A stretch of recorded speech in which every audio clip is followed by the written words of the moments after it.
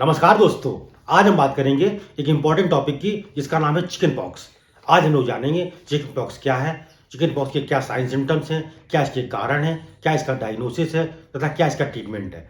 तो आइए जानते हैं what is chicken pox. Chicken pox अगर आप देखें तो इसको हिंदी में चेचक या बड़ी माता के नाम से जाना जाता है और इंग्लिश में से अगर आप देखें तो इसको वारिस। चिकन पॉक्स एक हाईली कंटेजियस वायरल इन्फेक्शन होता है। ये बहुत ही इन्फेक्शस डिजीज होती है। इसमें जो पेशेंट को इन्फेक्शन एक व्यक्ति से दूसरे व्यक्ति में बहुत आसानी से लग जाता है। चिकन पॉक्स में पेशेंट्स के बॉडी में छोटे छोटे रैसेस, यहाँ तक कि वो रैसेस बाद में ब्लिस्टर्स में कन्वर्ट हो जाते हैं। ये आपको पूरी बॉडी में देखने को मिल सकते हैं। इनमें बहुत ज़्यादा ईचिंग होती है, बहुत ज़्यादा पेन होता है। चिकन पॉक्स को चाइल्डहुड डिजीज के नाम से भी जाना जाता है। चाइल्डहुड डिजीज इसलिए कहते हैं क्योंकि ये अगर आप देखें ये 10 साल से कम उम्र के बच्चों को बहुत अधिक देखने को मिलती है। चिकन पॉक्स उन व्यक्तियों में बहुत अधिक हो सकता है जिन व्यक्तियों को चिकन पॉक्स का टीका लगा नहीं हुआ है या उनका वैक्सीनेशन नहीं किया गया है, या ऐसे व्यक्ति जिनको चिकन पॉक्स पहले से नहीं हुआ था, उन व्यक्तियों को चिकन पॉक्स होने के चांसेस काफ़ी अधिक हो जाते हैं।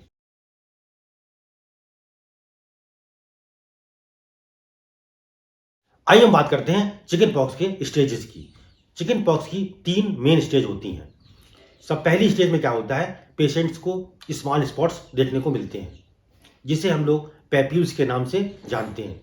इसमें पेशेंट्स की बॉडी में बहुत छोटे छोटे रैसेस आपको देखने को मिल सकते हैं। पेशेंट्स को पहले हाई ग्रेड फीवर आता है, उसके बाद पेशेंट्स के बॉडी में रैसेस पड़ जाते हैं। ये रैसेस काफ़ी जो है पेनफुल होते हैं और इसमें बहुत ज़्यादा ईचिंग भी होती है।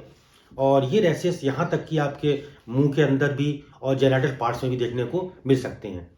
जनरली इसका जो एरिया होता है वो काफ़ी छोटा होता है। इन रैसेस का कलर जो है आपको पिंक कलर के हो सकते हैं या रेड कलर के हो सकते हैं। कभी कभी इनका कलर बिल्कुल स्किन के कलर के समान भी दिखाई देता है। अगर हम समय की बात करें, इस स्टेज का समय काफ़ी दिन तक रह सकता है। अब हम बात करते हैं स्टेज सेकंड की।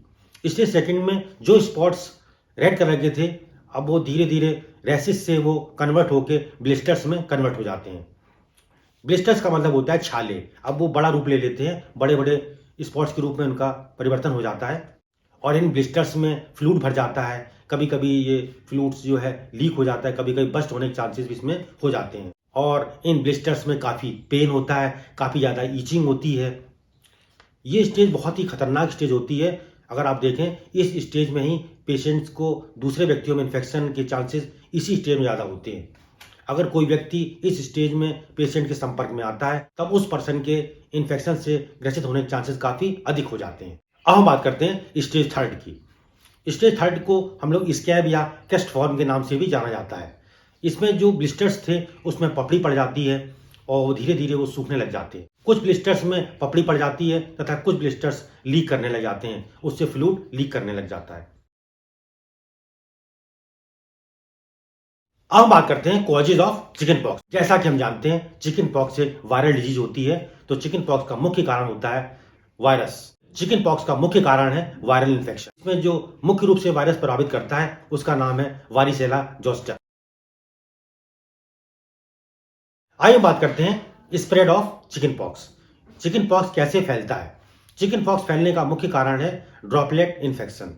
ड्रॉपलेट इन्फेक्शन का मतलब होता है जब हम लोग बोलते हैं, छींकते हैं, खांसते हैं या थूकते हैं, उस वक्त पानी की जो छोटी छोटी माइक्रो ड्रॉपलेट्स होती हैं वो दूसरे व्यक्ति द्वारा इनहेल कर ली जाती हैं और इस तरह से दूसरा व्यक्ति पॉजिटिव हो जाता है। इस कंडीशन को हम लोग ड्रॉपलेट इन्फेक्शन कहते हैं। तो चिकन पॉक्स मुख्यतः ड्रॉपलेट इन्फेक्शन के द्वारा ही एक व्यक्ति से दूसरे व्यक्ति में फैलता है।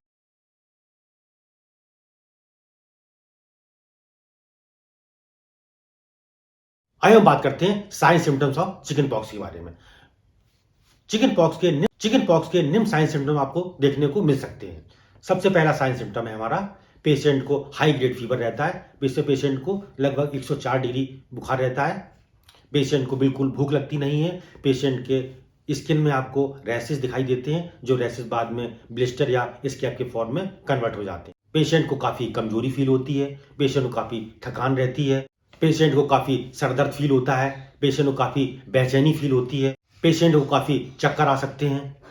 पेशेंट का जो हृदय गति होती है उसकी धड़कन काफ़ी बढ़ जाती है। पेशेंट को शॉर्टनेस ऑफ ब्रीथ की प्रॉब्लम हो सकती है। पेशेंट को लॉस ऑफ मसल कोऑर्डिनेशन हो सकता है, मतलब उसकी मसल्स पे कंट्रोल खत्म हो जाता है। पेशेंट का जी मिचला सकता है। पेशेंट को उल्टियां हो सकती हैं। पेशेंट को काफ़ी चक्कर आ सकते हैं। पेशेंट को शॉर्टनेस ऑफ ब्रीथ की प्रॉब्लम हो सकती है, मतलब उसकी मसल्स पे कंट्रोल खत्म हो जाता है। पेशेंट का जी मिचला सकता है। पेशेंट को उल्टियां हो सकती हैं। पेशेंट को खांसी आ सकती है, पेशेंट की नेक में स्टिफनेस हो सकता है, पेशेंट्स के जॉइंट्स में पेन हो सकता है।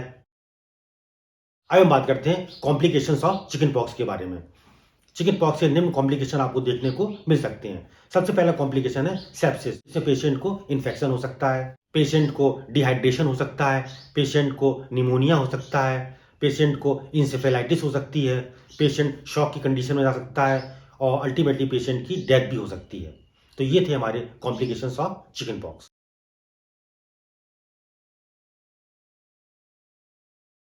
अब हम बात करते हैं डायग्नोसिस ऑफ चिकन पॉक्स के बारे में। चिकन पॉक्स को निम्न प्रकार डायग्नोज कर सकते हैं। सबसे पहले फिजिकल एग्जामिनेशन के द्वारा, दूसरा हिस्ट्री कलेक्शन के द्वारा, नेक्स्ट है हमारा ब्लड टेस्ट के द्वारा इसको डायग्नोज कर सकते हैं, नेक्स्ट हमारा कल्चर ऑफ लीजन। अब बात करते हैं ट्रीटमेंट ऑफ चिकन पॉक्स। जैसा कि हम लोग जानते हैं वायरल डिजीज का कोई स्पेसिफिक ट्रीटमेंट नहीं होता है, इसमें केवल हम लोग सिम्टोमेटिक ट्रीटमेंट करते हैं। यदि पेशेंट को हाई ग्रेड फीवर है तो उसको एंटीपायरेटिक ड्रग्स आप दे सकते हैं। पेशेंट को वायरल इन्फेक्शन होने के कारण पेशेंट को एंटीवायरल ड्रग्स दी जा सकती हैं, जिसमें एसाइक्लोविर आप दवा दे सकते हैं। पेशेंट को अगर उल्टियाँ हो रही हैं तो एंटीएमेटिक ड्रग्स दी जा सकती है। पेशेंट को पेन अगर हो रहा है तो एनाल्जेसिक ड्रग्स दी जा सकती हैं। पेशेंट को अगर ईचिंग काफ़ी हो रही है तो एंटी हिस्टामिन ड्रग्स दी जा सकती है। यदि पेशेंट को डिहाइड्रेशन है तो पेशेंट को आईवी फ्लूइड्स दे सकते हैं। पेशेंट को बहुत अधिक मात्रा में फ्लूइड आप ओरल द्वारा भी दे सकते हैं। चिकन पॉक्स से बचाव के लिए आप पेशेंट को चिकन पॉक्स का वैक्सीनेशन करवा सकते हैं। इसमें पेशेंट को वेरीवैक्स वैक्सीन दी जा सकती है, जो कि स्पेशली केवल चिकन पॉक्स के केस में काम करती है। दूसरा हमारा वैक्सीन है प्रोक्वाड। इसमें हम लोग MMRV के नाम से भी जानते हैं इसको। इसका मतलब होता है मम्स, मीजल्स, रूबेला एंड वारिसेला। ये कई वैक्सीन का कॉम्बिनेशन होता है। अब हम बात करते हैं होम्योपैथिक ट्रीटमेंट के बारे में। जैसा कि हम लोग जानते हैं होम्योपैथिक ट्रीटमेंट सिम्टम्स के आधार पर दिया जाता है। जनरली चिकन पॉक्स से बचाव के लिए एक मेडिसिन बहुत यूज की जाती है, जिसका नाम है वेरियोलिनम 1M। वो दवा आप प्रिकॉशन के तौर पर यूज कर सकते हैं। यदि किसी पेशेंट को चिकन पॉक्स हो जाता है, उस पेशेंट्स को निम्न दवाएं दी जा सकती हैं। जैसे पेशेंट को जैलसीमियम दे सकते हैं, पेशेंट को पल्सेटिला दी जा सकती है, पेशेंट को रस्टॉक्स दे सकते हैं, पेशेंट को एकोनाइट दी जा सकती है। लेकिन ये सारी दवाएं डॉक्टर की सलाह के अनुसार ही लें। तो ये था हमारा छोटा सा टॉपिक चिकन पॉक्स। आप हमारे वीडियो को लाइक कर सकते हैं, आप हमारे वीडियो को शेयर कर सकते हैं तथा आप हमारे चैनल को सब्सक्राइब कर सकते हैं। Thank you.